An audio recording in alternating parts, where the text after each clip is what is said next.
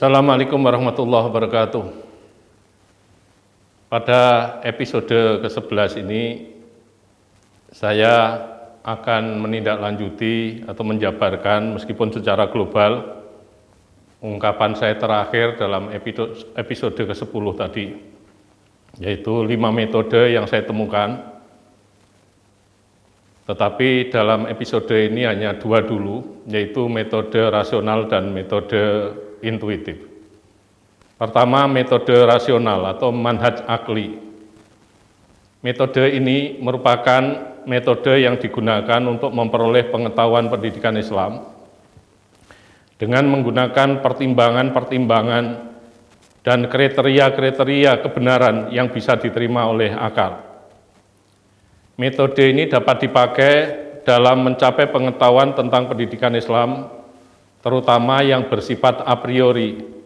A priori merupakan pengetahuan yang diperoleh sebelum mengalami, yaitu sebuah pengetahuan yang diperoleh melalui perenungan, penggagasan, maupun pemikiran-pemikiran secara mendalam. Ada banyak ayat Al-Quran sesungguhnya yang mendorong umat Islam untuk berpikir rasional. Banyak sekali kita jumpai ayat-ayat itu, baik berbunyi hal yastawil ladina ya'lamun wal ladina la ya'lamun. Adakah sama orang-orang yang berpengetahuan dengan orang-orang yang tidak berpengetahuan? Kemudian wala takfu ma laisa laka bi'ilm, maupun afala di dalam pamungkas ayat itu. Banyak sekali dorongan-dorongan ayat Al-Quran yang mendorong kita untuk berpikir secara rasional. Karena memang pemikiran rasional sebagai instrumen juga di dalam memperoleh suatu kebenaran. Melalui metode rasional atau manhaj akli ini, teori-teori pendidikan yang dianggap telah baku pun harus dicermati kembali. Apakah teori itu masih layak dipertahankan atau ditentang dengan argumentasi yang lebih mapan, yang lebih logis, dan yang lebih bisa diterima akal. Demikian juga teori-teori pendidikan Islam yang ada ini juga menjadi sasaran untuk dicermati kembali. Kemudian cara yang digunakan akal dalam mendapatkan pengetahuan pendidikan Islam sesungguhnya banyak sekali, antara lain menjelaskan permasalahan dengan berpijak pada ciri-cirinya. Ada ciri-ciri pokok, ada ciri-ciri tak pokok, terutama ciri-ciri tak pokok ini yang sangat membantu bagi seseorang untuk menjelaskan sesuatu. Kemudian yang kedua adalah menghubungkan. Misalnya menghubungkan antara pendidik dengan peserta didik, kemudian bisa melahirkan ilmu tentang metode pembelajaran, ilmu tentang strategi pembelajaran baru, ilmu tentang teknik pembelajaran baru, ilmu tentang pendekatan pembelajaran baru. Kemudian yang ketiga adalah menemukan sesuatu yang belum dimiliki oleh pendidikan lainnya. Misalnya dalam Islam itu ada pendidikan prakonsepsi. Jadi pendidikan itu sudah berjalan mulai jabang bayi atau janin itu masih ada dalam kandungan, bahkan sebelum itu. Karena itu kalau ditelusuri sesungguhnya perkembangan pendidikan prakonsepsi itu dimulai dari adab dan kriteria mencari jodoh. Setelah itu kemudian dilanjutkan pernikahan, itu ada adabnya, ada tata caranya. Setelah melakukan pernikahan kemudian suami istri melakukan hubungan seksual, itu juga ada adabnya, ada tata caranya. Kemudian setelah itu hamil. Bacaan-bacaan apa yang seharusnya dibaca oleh suami maupun istri ketika istri seorang wanita itu hamil. Sampai kemudian melahirkan. Termasuk ketika melahirkan itu begitu bayi dilahirkan, baru saja dilahirkan, maka ajaran Islam memberikan ketentuan supaya diadani pada telinga kanannya dan diqomati pada telinga kirinya. Itu sesungguhnya merupakan pendidikan, di samping untuk membendung pengaruh-pengaruh negatif dari makhluk halus. Kemudian selanjutnya metode rasional bisa dilakukan dengan menganalisis. Dalam hal ini terutama ditekankan pada cara menghidupkan data mati. Seorang analis yang baik itu bisa menghidupkan data-data yang dipandang oleh orang kebanyakan data biasa, tetapi kemudian menjadi data-data yang berbicara, bisa merombak data-data yang diam menjadi data-data yang berbicara. Artinya data-data yang mengekspresikan atau mengungkapkan berbagai informasi yang penting, sehingga orang lain yang mendengar, orang lain yang menerima itu merasa berkepentingan untuk menerima penjelasan-penjelasan dan uraian-uraian setelah dilakukan analisis secara tajam itu tadi. Dari sini peluang untuk mendapatkan konsep baru, mendapatkan bahkan merumuskan teori baru tentang pendidikan Islam itu sangat besar sekali. Kemudian selanjutnya metode ini dilakukan dengan melakukan tafakkur atau kontemplasi. Kita bisa melakukan tafakkur atau kontemplasi.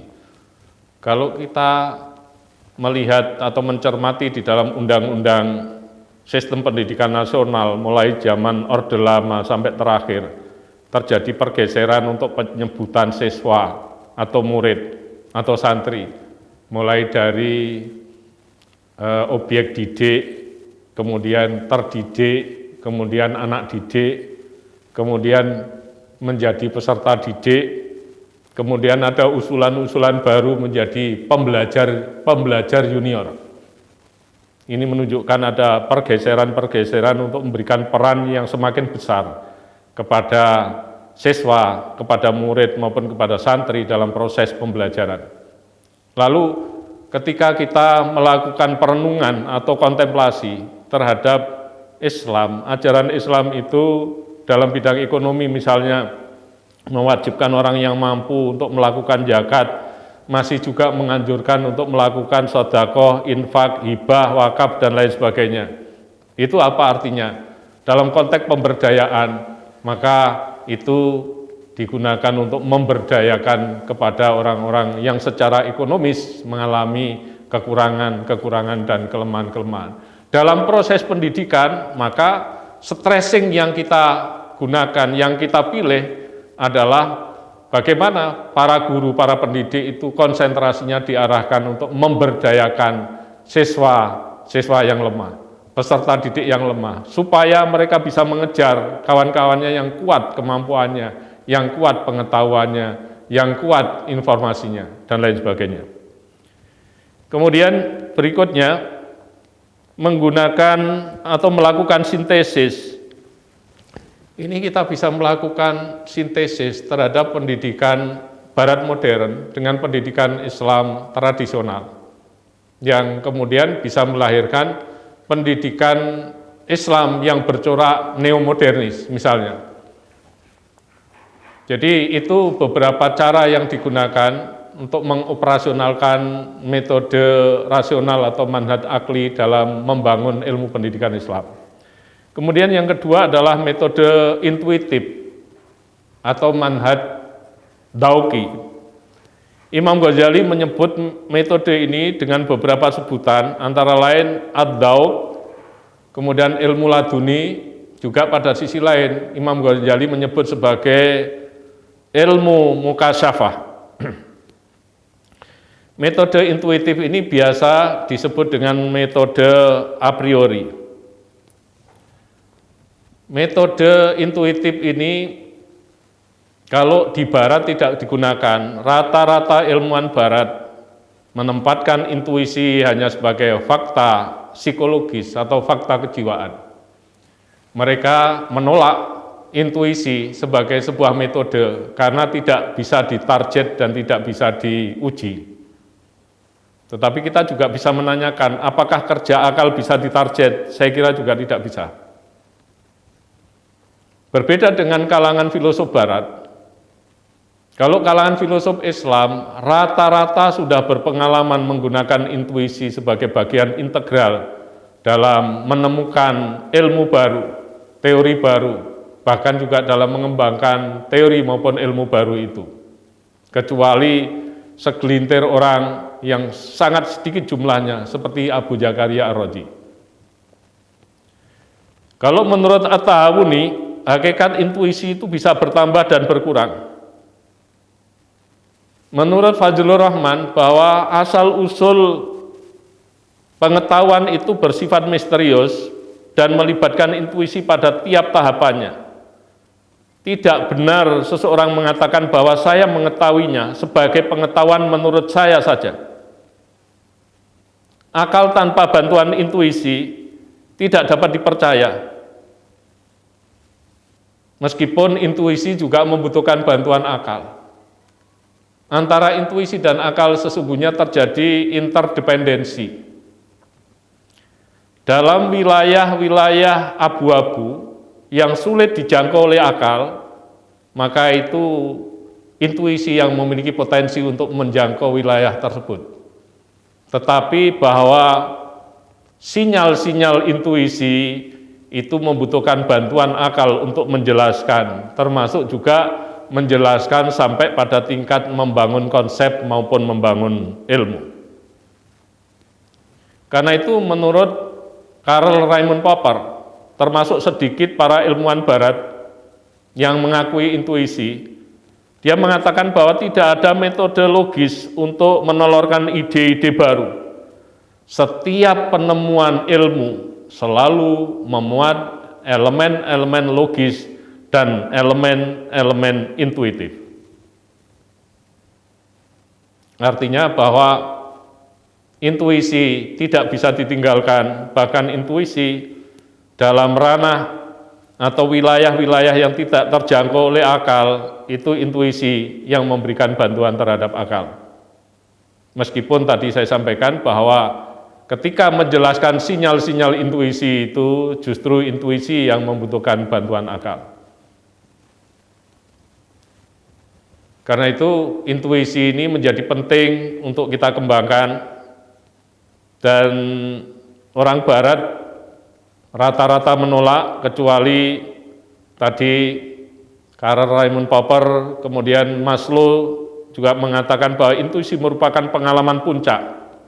Kemudian yang paling mengejutkan, Nietzsche sebagai orang ateis itu menyatakan intuisi merupakan intelijensi yang paling tinggi.